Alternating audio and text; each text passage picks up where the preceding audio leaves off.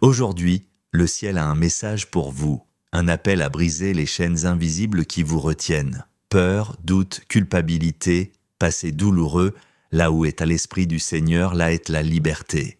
Dans cette prédication du prophète Raphaël, ouvrez votre cœur et laissez la lumière divine pénétrer dans les coins les plus sombres de votre vie, car Dieu ne veut pas seulement vous réconforter, il veut vous libérer. Phrase-là, nous allons prier dans le nom de Jésus, dans le thème la liberté. Ésaïe 34, le verset 15, il est écrit, là le serpent fera son nid, déposera ses œuvres, les couvrira et recueillera ses petits à son ombre. Là se ressembleront tous les vautours, et consultez le livre de l'Éternel et lisez. Aucun d'eux ne fera défaut, ni l'un ni l'autre ne manqueront, car sa bouche l'ont ordonné, c'est son esprit qui les rassemblera. Alors il est à noter que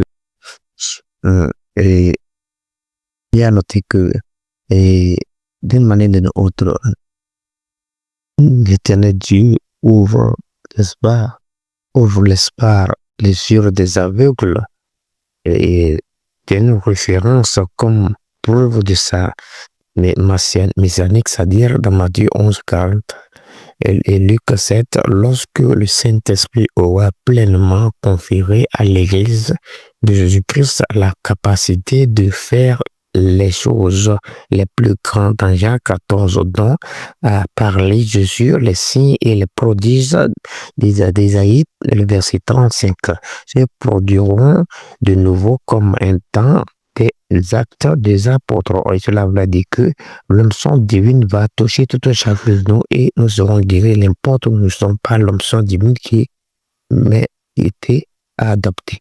Alors cela veut dire que la voix sainte, quand l'Esprit sera au rendez-vous d'en haut, c'est-à-dire il reflètera puissamment la gloire et la splendeur de Dieu.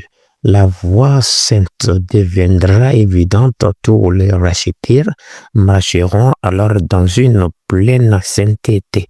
Cela veut dire que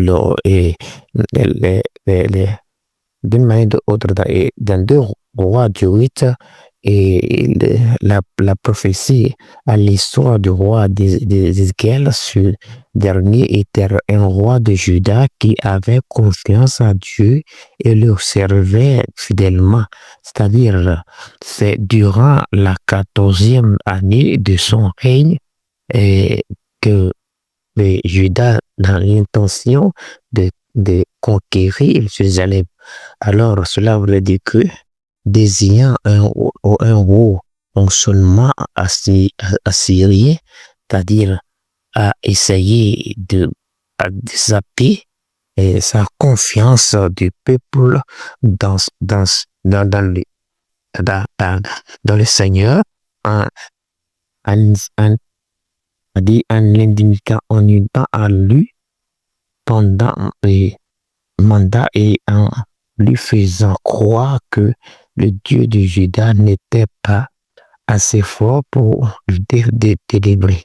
Dans 2 Rois du Nord d'Israël. Alors cela veut dire que et la délivrance de Jérusalem de ma mère, c'est-à-dire c'est comme c'est ironiquement que le Dieu de Juda n'était pas assez puissant pour délivrer Jérusalem de son armée. Il voulait dire par là que cela nécessiterait un miracle et que ce n'était pas le moment de s'étendre à une chose semblable. C'est-à-dire, Satan continue d'utiliser ces gens des tactiques d'une manière ou d'une autre avec des enfants de Dieu. C'est ce qui se passe. Nous sommes dans Jésus-Christ, mais Satan tout encore. Dans nos sommets profonds, il fait une persécution. Comme on dit dans le livre de Matthieu, chapitre 2, verset 5, dans nos sommets profonds, il nous persécute pour pouvoir nous tenter, on est dans Jésus-Christ, on voit encore les démons encore autour de nous, on se demande mais c'est quoi. Mais il faut savoir que nous tous, nous prions. Il faut que nous prions. La prière, c'est la clé de la vie. Alors, il leur faisait comprendre que lorsqu'ils sont dans un grand besoin, ils ne doivent pas attendre ou rechercher un miracle de la part de Dieu. Remarquons cependant que Dieu a fait un miracle pour Judas et qu'il l'a voulu et a vaincu le commandant de son armée. Alors, ça veut dire que ça dépend de l'initiative de Dieu par Dieu et qui pourvoit de miracles. Alors, ça, c'est un don que Dieu donne à chaque Dieu selon ses intentions. Aujourd'hui, il à l'imitation de l'accusation des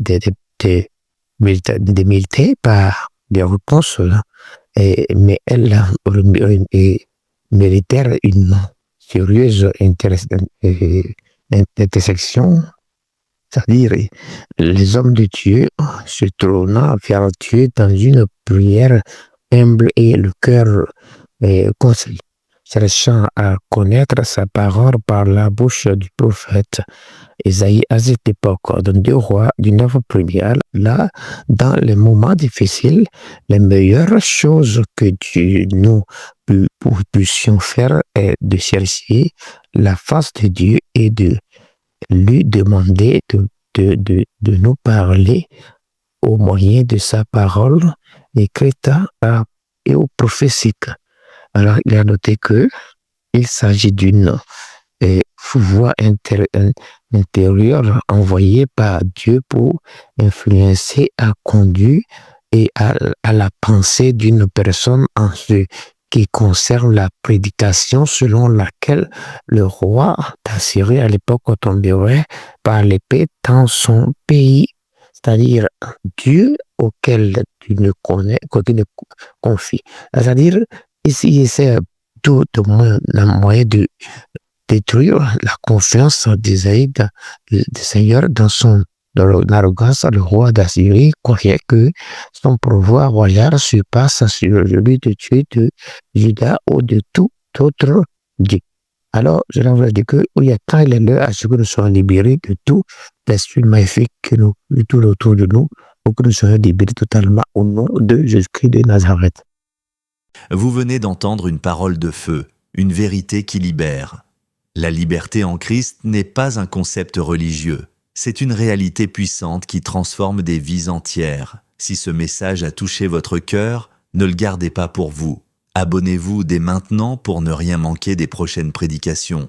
Likez cette vidéo pour la soutenir et surtout, partagez-la à vos proches, car quelqu'un, quelque part, a besoin d'entendre cette parole aujourd'hui. Que Dieu vous bénisse et vous garde dans sa paix et sa liberté.